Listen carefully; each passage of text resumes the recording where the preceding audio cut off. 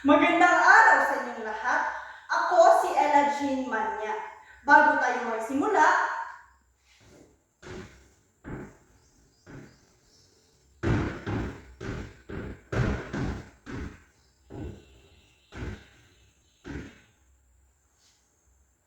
nais ko munang tignan ninyo ang nasalitang isinulat ko sa pisara. Panitikan. Bakit tayo narito? Bilang mga mag-aral ng Filipino, ang panitikan ng ating kaluluwa. Pero ngayong araw, hindi lang basta panitikan ang ating tatalakayin. Dadagdagan natin ito.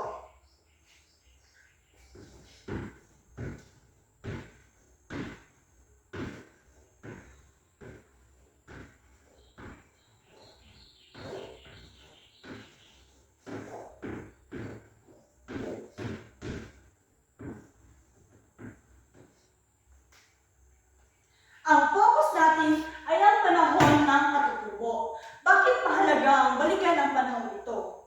Dahil ito ang yugto kung saan ang ating mga ninuno ay malaya pa mula sa anumang impluwensya ng mga dayuhan. Ito ang ating pre-colonial period. Dito natin makikita ang purong talino ng mga Pilipino. Ang ating panitikan noon ay hindi nakasulat sa mga mamahaling aklat. Ito ay pasalindila. Mula sa salitang ugat na dila, ibig sabihin, ang karunungan ay dumadaloy mula sa bibig ng nakakatanda patungo sa pandinig ng mga kabataan. Ito ay isang buhay na tradisyon. Bakit ito mahalaga? Dahil sa paraang ito ang bawat salita na may dalang emosyon at kasaysayan ng ating lahi.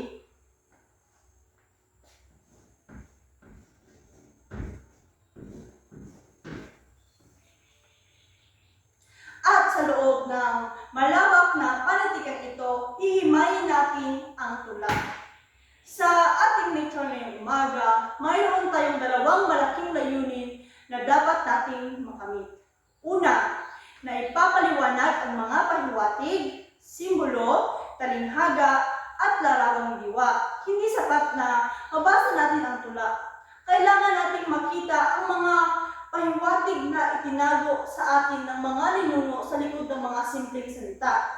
Bakit simbolo? Dahil ang mga katutubo ay mahilig gumamit ng kalikasan upang kumatawan sa mga mas malalim na ideya. Pangalawa, na iuugnay ang mga kaisipan ng tula sa inyong sariling pananaw, moral at karanasan. Ang panitikan ay hindi lipas na bagay. Ang moralidad ng ating mga ninuno, libo-libong taon na ang nakalipas, ay dapat pa rin makita sa ating mga kilos ngayon bilang mga modernong Pilipino.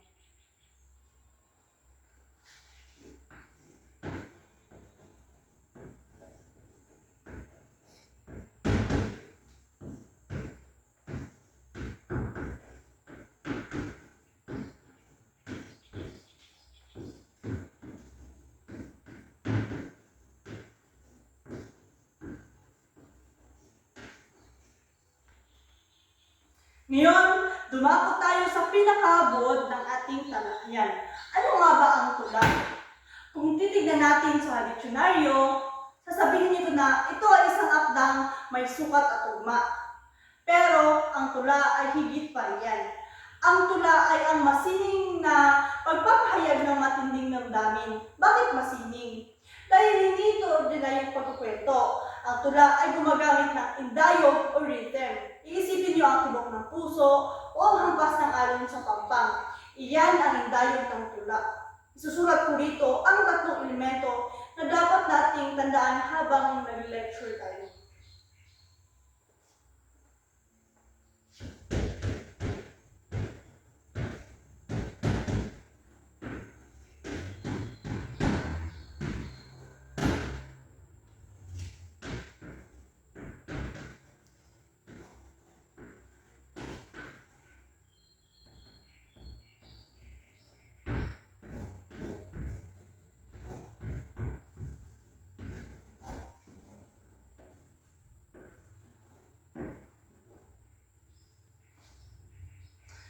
Pahiwatig ay ang clue. Sa katutubong tula, hindi direktang sinasabi ang mensahe. Bakit? Dahil ang mga Pilipino ay likas na mapitagan o magalang. Ayaw nating biglain ang ating kausap. Kaya tayo ay nagpapahiwatig muna. Ito ay isang mataas na antas ng komunikasyon. Pangalawa ay simbolo. Bakit simbolo? Ang ating mga ninuno ay naninirahan sa piling ng kalikasan. Para sa kanila, ang araw ay hindi lang bituin sa langit. Ito ay simbolo ng pag-asa o bagong buhay. Ang gabi naman ay hindi lang dilim. Ito ay simbolo ng pagsubok o kamatayan. Kapag nagbasa tayo ng katutubong tula, kailangan hanapin natin ang mga simbolong ito mula sa ating kapaligiran. At ang panghuli ay talinghaga. Ito ang pinakakaluluwa ng tula.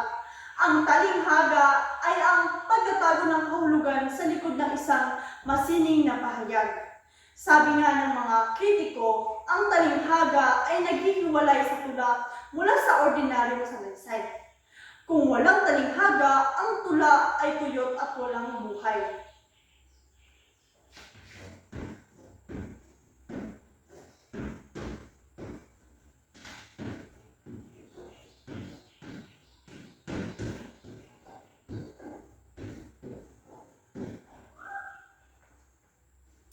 Bakit natin kailangang busugin ang ating pag-unawa sa katutubong tula?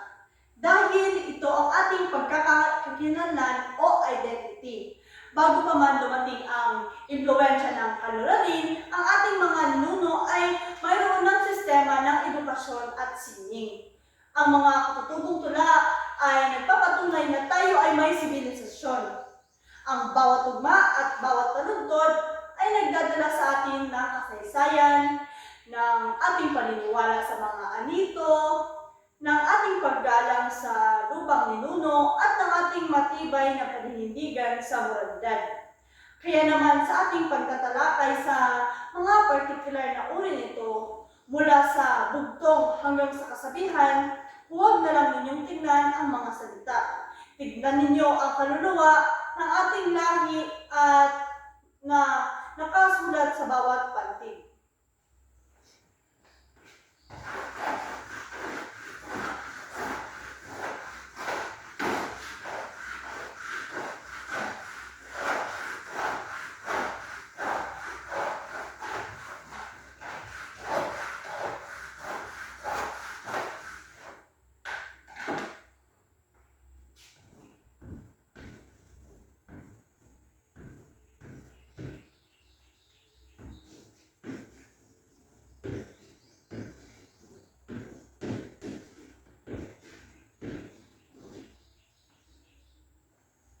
Bugtong, ang sining ng matalas na pagmamasid sa pagmamasid.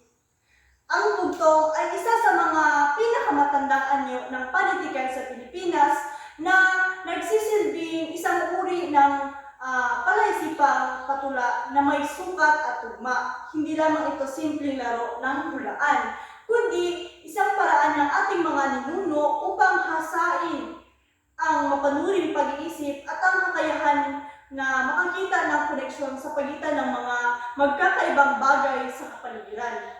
Sa pamamagitan ng paggamit ng mga metapora o talinghaga, inilalarawan nito ang isang pamilyar na bagay nang hindi binabanggit ang pangalan nito upang pilitin ang tagapakinig na mag-isip ng malalim. Ito ay sumasalamin sa talino ng katutubong Pilipino sa pagmamasid sa kalikasan, sa mga kagamitan sa bahay, at maging sa sariling katawan ng tao. Bilang isang anyo ng oral na tradisyon, ang bugtong ay nagpapatunay ng ating sining ay nakaugat sa pagkamalikhain at pagiging masiyahin ng ating lahi sa gitna ng kanilang pang-araw-araw na pamumuhay. Halimbawa, 2 batong itim, malayo ang nararating. So, ang batong itim sa bugtong na ito ay ang ating mga mata, particular na ang balitataw o pupil na siyang bintana ng ating paningin. Ginamit ang simbolo ng bato dahil ito ay kumakatawan sa katatagan at kahalagahan. Samantalang ang itim ay ang pisikal na katangian ng ating paningin. Ang talinghaga rito ay paglalakbay. Ipinapaliwanag nito na ang paningin ng tao ay walang limitasyon at kayang abutin ang pinakamalayang abot-tanaw sa loob lamang ng isang saglit. Ipinapakita nito ang paghanga ng ating mga ninuno sa kakayahan ng tao na makita at makaunawa sa mundong kanyang ginagalawan kahit na hindi siya gumagalaw sa kanyang kinalalagyan. Isang pahiwatig din ito ng ating mga mata ang pangunahing instrumento sa pagkuha ng karunungan at karanasan.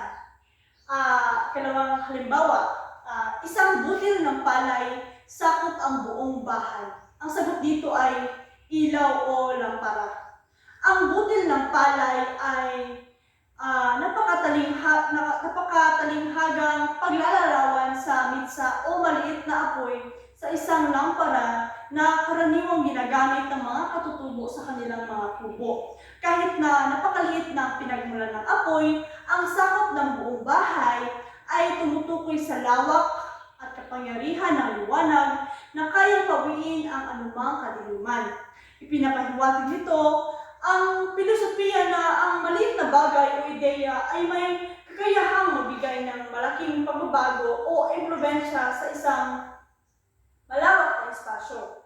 Ang palay na siyang pangunahing kabuhayan ng mga Pilipino ay ginamit dito bilang simbolo ng buhay at pag-asa na nagliliwanag sa bawat tahanan. Sinasalamin nito ang pagpapahalaga ng ating mga ninuno sa liwanag bilang gabay at proteksyon sa gitna ng gabi. Pangalawa, ito ang pangalawang uri ng tula. Ito ang disiplina ng Makata. Ito ay ang tanaga.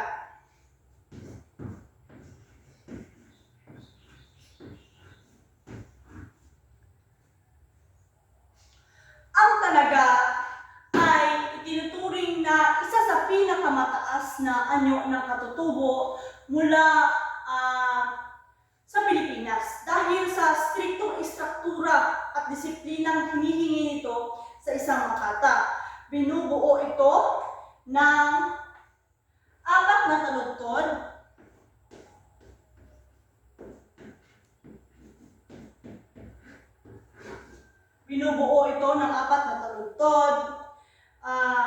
na ang bawat taludtod ay may eksaktong 7 pantig.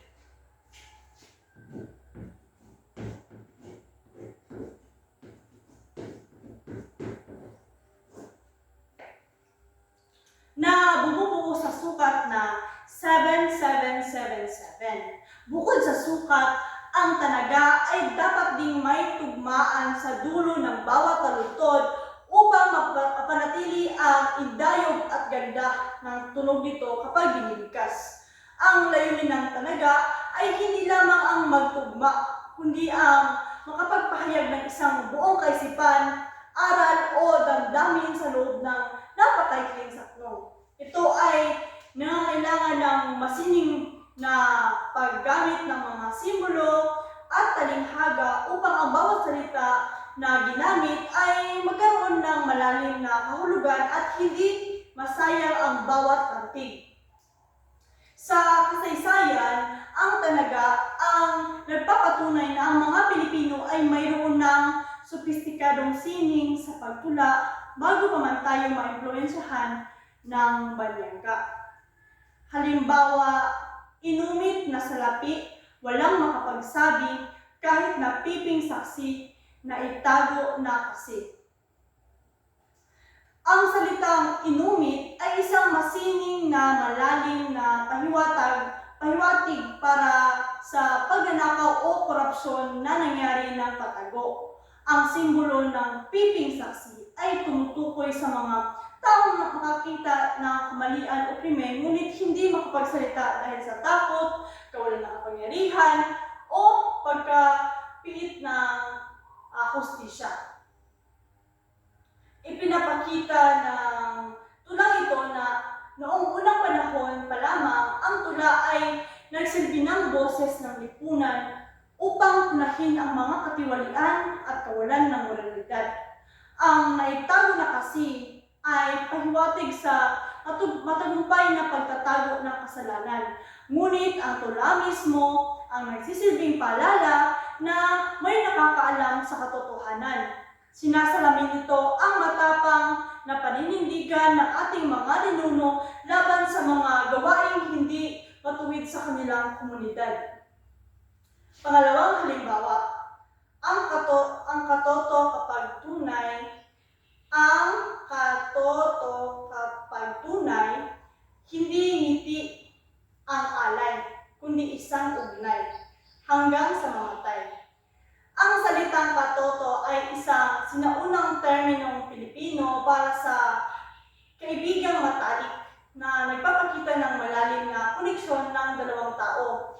Ang talinghaga rito ay ugnay. Hindi lamang ito basta pakikipagkapwa-tao, kundi isang espiritual at moral na pangako na magtulungan sa hirap at ginhawa.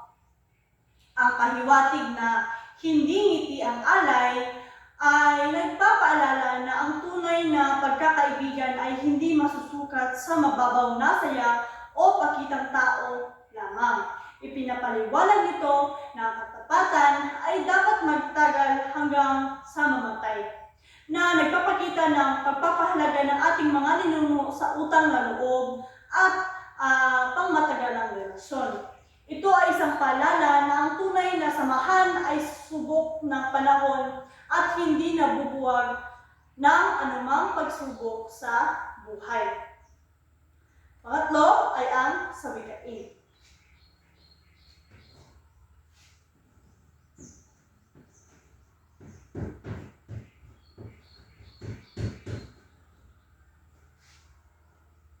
Ang sawikain ang kagandahan ng pahiwatig.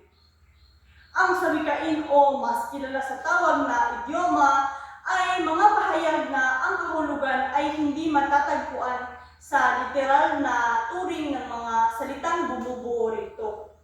Bilang mga Pilipino, ang paggamit ng sawikain ay refleksyon ng ating pagiging mapitagan o pagpapahalaga sa pakiramdam ng ating kapwa, kung saan mas pinipili nating gumamit ng malumanay na salita kaysa sa mga direktang pahayag na maaaring makasakit. Ang sining na ito ay tinatawag nating euphemism na naglalayong pagandahin o pagaanin ang isang masakit o negatibong katotohanan. Sa panahon ng ating natutubo, ang salawikain ay nagsilbing instrumento upang mapanatili ang pagkakaisa at kapayapaan sa loob ng komunidad sa pamamagitan ng masining na komunikasyon. Ito ay nagpapatunay na ang ating wika ay hindi lamang kasangkapan sa pag-uusap, kundi isang masining na paraan ng pagkikipagkapwa-tao ng may mataas na antas ng sensibilidad. Unang halimbawa, bahag ang buntot. Ang kahulugan nito ay duwag. Ang sa wikang ito ay isang direktang obserbasyon ng ating mga ninuno sa kilos ng mga hayop, partikular na ang sa mga aso na kasama nila sa pangangaso at proteksyon ng tahanan. Kapag ang isang aso ay nakakaramdam ng matinding takot o pagkasindak, likas nitong ibinababa ang kanyang buntot sa pagitan ng kanyang mga hita bilang tanda ng pagsuko o pag-iwas sa labanan. Ginamit ito ng mga katutubo bilang talinghaga ng isang tao na nawawalan ng tapang o tumatakbo sa harap ng responsibilidad at panganib. Ipinapakita nito na ang malalim na ugnayan ng ating panitikan sa ating kapaligiran, kung saan ang pisikal na kilos ng hayop ay naging simbolo ng moral na katangian ng tao. Isa itong pahiwatig na ang katapangan ay inaasahan sa bawat miyembro ng tribo at ang pagiging bahag ang buntot ay isang gawi na dapat iwasan. Pangalawang halimbawa ay butas ang bulsa or butas ang bulsa. Ang kahulugan nito ay walang pera o kahirapan. Sa wikaing ito, ang bulsa ay nagsisilbing simbolo ng ating kakayahan sa buhay o ang mga bagay sa ating pinaghirapan at iniipon. Ang paglalarawan na ito ay butas, ay isang talinghaga para sa kawalan na kahit anong pagsisikap o pagtatanim ang gawin mo, ang bunga nito ay nahuhulog o nawawala dahil sa kakapusan ng pagkakataon o resources. Sinasalamin nito ang realidad ng kahirapan sa paraang hindi mapanghusga, kundi sa paraang naglalarawan ng isang sitwasyong nararanasan ng tao. Ito ay pahiwatig din na ang material na bagay ay madaling mawala kung hindi ito mapapangalagaan o ang kapalaran ay hindi pumapanig sa atin. Itinuturo nito ang empatya sa kapwa na nasa gitna ng kakulangan habang ginagamit ang masining na paraan ng pagpapahayag ng katotohanan. Ang pang-apat ay salawikain.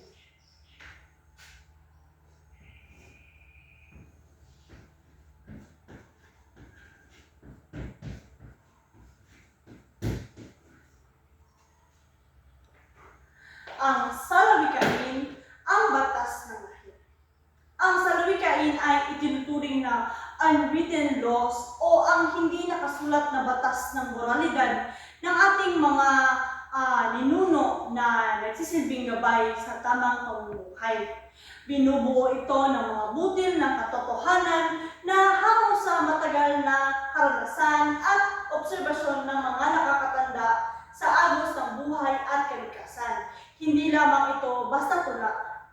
Ito ay isang filosofiya na naglalayong humubog ng karakter at magturo ng disiplina sa bawat miyembro ng lipunan upang mapanatili ang kayusan. Ang bawat salawikain ay naglalaman ng malalim na talinghaga na nangangailangan ng masusing pagninilay upang tunay na maunawaan ang aral na nais itong iparating. Ito ang nagsilbing pundasyon ng ating mga pagpapahalaga tulad ng sipag, tiyaga, at paggalang na siyang nagpapatibay sa istruktura ng pamilyang Pilipino.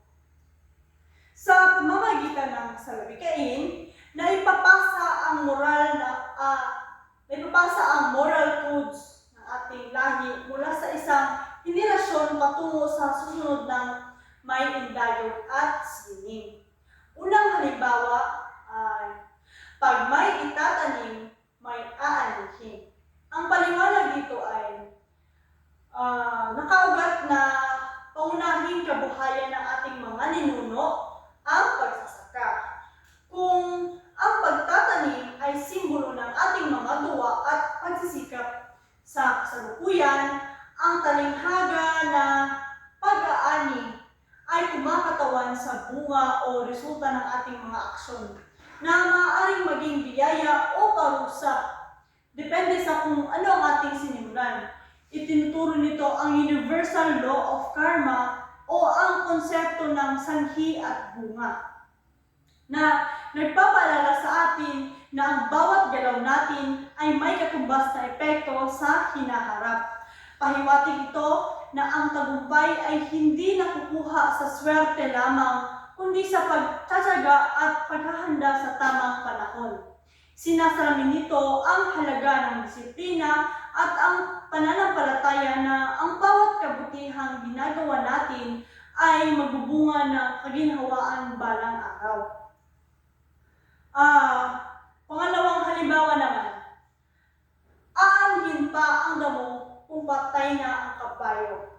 Sa malalim na pagsusuri, ang damo ay simbolo ng tulong, oportunidad o kagamitan na kailangan upang maisalba ang isang buhay o sitwasyon.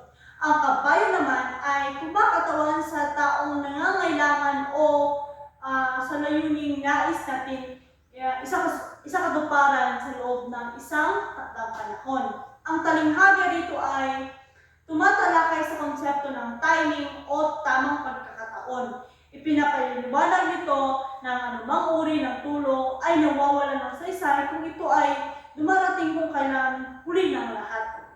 Pahiwatig ito sa ating mga ninuno na ang pagkilos ng maaga at ang pagiging sensitibo sa pangangailangan ng kapwa ay mas mahalaga kaysa sa yaman na hindi naman maibibigay sa oras ng kagipitan. Itinuturo nito ang halagahan ng pagiging maagap at ang wastong paggamit ng panahon para sa kapakanan ng iba. At ang panghuli ay ang kasabihan.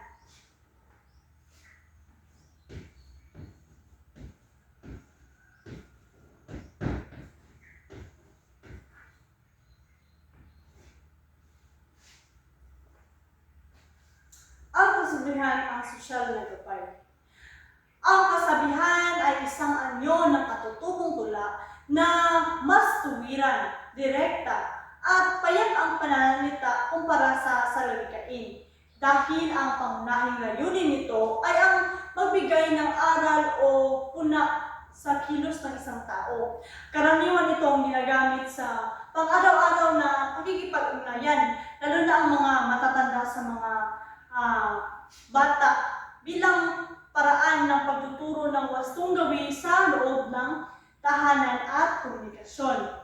Dahil ang katibayan ay madalas na may halong biro o panunukso na mas madalas itong matandaan at tanggapin ng mga pinangangaralan ng hindi nagdudulot ng matinding sama ng loob. Ito ay nagsisilbing social lubricant o kasangkapan upang ituwid ang mga maling asal sa lipunan na hindi nagiging masyadong seryoso o formal. Sa kabuuan, ang kasabihan ay nagpapakita ng praktikal na karunungan ng mga Pilipino sa pag-unawa sa kalikasan ng tao at ang kanilang pagnanais na mapanatili ang disiplina sa masining at magaan na paraan. Unang halimbawa, putak ng putak, wala namang itlog. Ang paliwanag nito ay hango sa obserbasyon sa mga manok sa bakuran, kung saan ang pagputak ay simbolo ng ingay o pagsasalita ng labis. Ang talinghaga ng walang itlog ay tumutukoy sa kawalan ng resulta, gawa o katibayan sa likod ng lahat ng sinasabi ng isang tao. Ginagamit ito ng ating mga ninuno upang punahin ang mga taong puro kayabangan at hangin lamang ang dala, ngunit wala namang may pakitang bunga ng kanilang sinasabi. Pahiwatig ito na ang integridad ng isang tao ay hindi nasusukat sa dami ng kanyang salita, kundi sa bigat ng kanyang mga nagawa para sa sarili at sa kapwa. Itinuturo nito ang kahalagahan ng pagiging mapagkumbaba at ang pagtutok sa pagkilos kaysa sa paggawa ng ingay na wala namang kabuluhan. Pangalawang halimbawa ay ang taong nagigising ng maaga ay pinagpapala. Ito ay isang tuwirang pangaral na nagbibigay diin sa kahalagahan ng kasipagan at ang pagiging maagap sa pagharap sa mga hamon ng buhay. Ang maaga ay simbolo ng disiplina at ang kahandaan na sunggaban ang mga oportunidad na dumarating kasabay ng pagsikat ng araw. Ang pahiwatig na pinagpapala ay hindi lamang tungkol sa swerte, kundi tungkol sa bunga ng pagtataga at ang kalamangan ng isang tao hindi mapag-atubili sa kanyang mga gawain. Sinasalamin nito ang kultura ng ating mga ninuno na ang buhay ay nagsisimula sa bukang liwayway at ang biyaya ay para lamang sa mga taong handang magtrabaho habang ang iba ay natutulog pa. Isang paalala ito na ang tagumpay ay nakalaan para sa mga taong marunong magpahalaga sa bawat oras at pagkakataon. So, may 5 tayong uri ng katutubong tula. Una ay ang bugtong, pangalawa ay tanaga, pangatlo sawikain, pang-apat salawikain, at ang panghuli ay kasabihan. At dito nagtatapos ang ating lektura ngayong araw. sa lecture na ito. Maraming salamat muli. Ako si Ella Jean Manya from BSED Philippines.